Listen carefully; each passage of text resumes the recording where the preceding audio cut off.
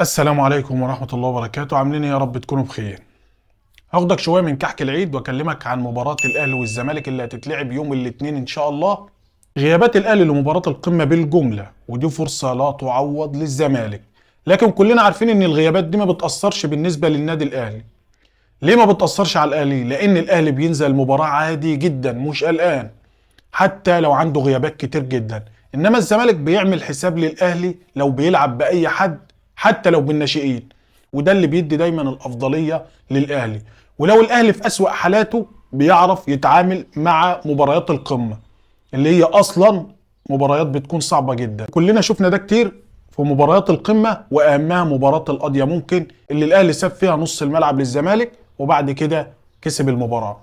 تعال نعد مع بعض غيابات النادي الاهلي ومين اللي ممكن يشارك في مباراة الزمالك يوم الاثنين ان شاء الله. قائد الفريق محمد الشناوي رقم 1، رقم 2 ياسر ابراهيم، رقم 3 علي معلول، ورقم 4 امام عاشور، ورقم 5 مروان عطية اللي اتصاب في مباراة زد، رقم 6 اليو ديانج اللي غايب بقاله شوية، ورقم 7 حسين الشحات، ورقم 8 بيرسي تاو، رقم 9 كريم ندفيد، ورقم 10 محمد الضوي كريستو اللاعب التونسي. 10 لعيبه اساسيين من قوام الاهلي ممكن يلعب من غيرهم مباراه القمه. تخيل معايا بقى ماتش زي ده هيكون عامل ازاي بكم الغيابات دي وكلها لعيبه اساسيه. انا مش بتكلم على لاعب او اتنين او خمسه، انا بكلمك عن فرقه كامله، فرقه كامله من الاهلي وكلهم اساسيين.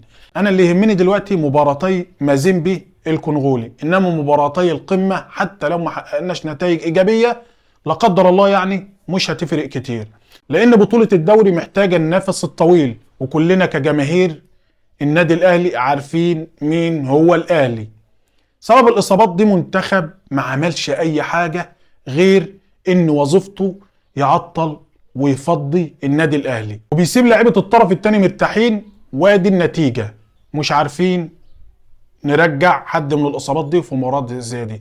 لكن الاهلي عودنا اننا دايما بمن حضر، وان شاء الله هنعمل نتائج ايجابيه في كل المباريات اللي جايه، سواء مباريات القمه او مباراتي دوري ابطال افريقيا. بس انا عاوز انوه عن حاجه لجماهير النادي الاهلي.